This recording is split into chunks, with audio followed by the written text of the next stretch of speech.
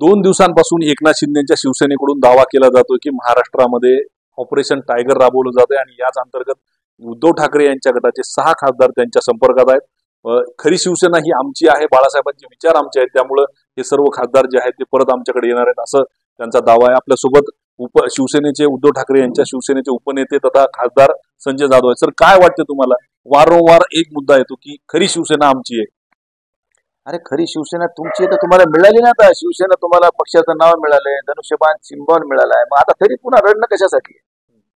आता तुम्ही तुमचा पक्ष एवढा वाढवा, एवढं चांगलं काम करा की आम्हाला सुद्धा हेवा वाटावा की बाबा आता आपण खरोखर शिंदे साहेबांसोबत गेलं पाहिजे.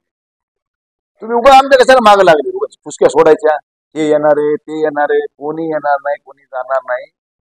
शेवटी परिस्थिती ही सगळ्यांनी आपल्या आपल्या परीने राजकारण केलेलं आहे आणि सगळ्याला आपल्या आपल्या परीने राजकारण करायचंय. त्यामुळे आम्ही आमच्या ठिकाणी व्यवस्थित आहोत, तुम्ही तुमच्या ठिकाणी व्यवस्थित असाल तर तुम्ही बाकीच्या गुटापाटा करायची काही गरजच नाही. आहे तसं चालेल तसं चालू द्या. तुम्ही आता एवढं सगळं करून तुम्हाला काय नाही मिळालं का? खरं बघितलं तर शिंदे साहेब एवढं भाग्यवान आमच्या पक्षात कोणीच नाही.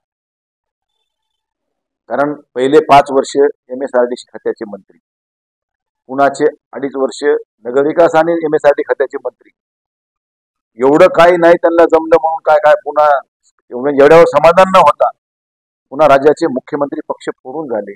2.5 वर्ष पक्षाची सत्ता भोगली. आता पुन्हा राज्याचे उपमुख्यमंत्री आहेत.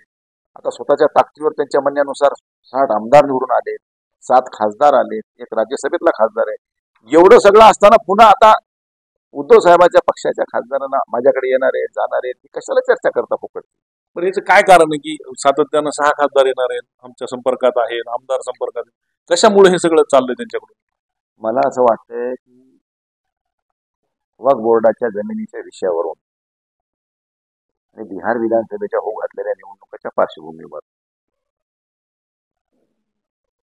नितीश कुमार साहेब आणि चंद्राबाबू नायडू यांच्या मताशी सहमत होतील का नाही होतील ह्या भीतीपोटी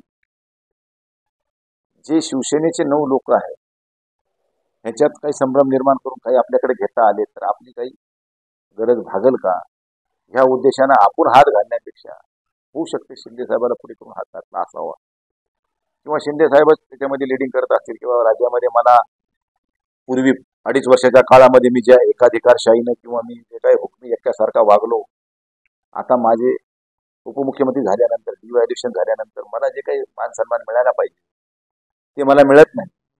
अगोदर तर जागा किती लढवायच्या ह्याच्यावरून वाद, पुन्हा मंत्री किती द्यायचे ह्याच्यावरून वाद, कोणतं खातं द्यायचं ह्याच्यावरून वाद, पालकमंत्र्याहून वाद, प्रत्येक गोष्टीवर वाद चालू आहे. आता तर राज्यांच्या मंत्र्याला स्वतःचा सचिव सुद्धा नेमायचा अधिकार नाही. ह्याच्यापेक्षा काय दुर्भाग्य असू शकते? कशाला उगाच आम्हाला इकडे जा तिकडे जा इकडे यायले तिकडे यायले असं म्हणून काही अर्थ नाही.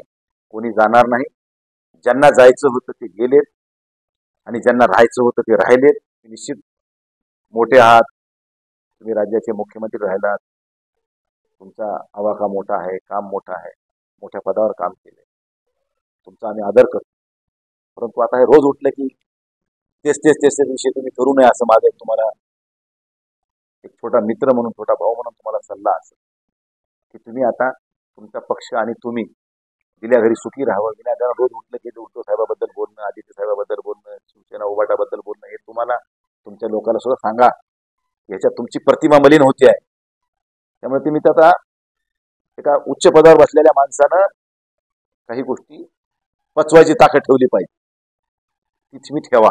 जे 5-6 खासदारांचं नाव येतं त्याच्यामध्ये तुमचंही नाव आहे, तर जाणार तुम्ही निश्चित का? कारण चर्चा तशी सुरू आहे. स्पष्ट विचार. अरे कोणी काही म्हणते, म्हणण्याला काय अर्थ आहे का? मी पहिल्या दिवशीच सांगितलं तुम्हाला की मी पंढरपूरच्या पायीवारीमध्ये असताना ज्यावेळेस ही फाटाफूट झाली त्याच वेळेस सांगितलं की माझा आयुष्याचा शेवटचा क्षण हिंदुत्वासाठी आणि बाळासाहेब ठाकरेंच्या भूमिकेतून जी उभी केलेली शिवसेना आहे, ज्यांनी स्वतःच्या नंतर ज्यांना उत्तराधिकारी म्हणून नेमलं ते उद्धव ठाकरेंच्या नेतृत्वाखाली आम्ही काम करतोय, त्यांच्यासोबत आमची बांधिलकी आहे. शेवटी मी एका वारकरी संप्रदायाशी निगडीत आहे. वारकरी संप्रदाय माझ्या जिल्ह्यात मोठ्या प्रमाणात आहे. मी त्या वारकरी संप्रदायामधला एक वारकरी आहे आणि वारकरी कधी खोटं बोलत नाही. वारकरी हा नेहमी दिलेल्या शब्दाला जागणारा असतो आणि हे दिलेल्या शब्दाला जागणारा बंडू जाधव आहे. त्यामुळे तुम्ही माझ्या बाबतीत संशय सुद्धा मनात आणू नका आणि कोणाविषयी जाणू नका. या 9 पैकी 9 सण सोबत उद्धव साहेबांसोबत आहेत आणि ते राहणार आहेत. त्यांच्याविषयी तुम्ही कधी मनात संभ्रम निर्माण करून तुमच्याकडे कोणी येईल असं मनात सुद्धा आणू नका, स्वप्नात सुद्धा आणू नका. तर हे होते संजय जाधव यांनी स्पष्ट केलं की बाळासाहेबांच्या विचारांनी जी उद्धव ठाकरेंची शिवसेना आहे ती कदापिही सोडणार नाही. शेवटचा क्षणही माझा शिवसेनेत असेल. कॅमेरा पर्सन विशालसह पंकज क्षीरसागर, एबीपी माझा, परभणी. एबीपी माझा, उघडा डोळे बघा नीट.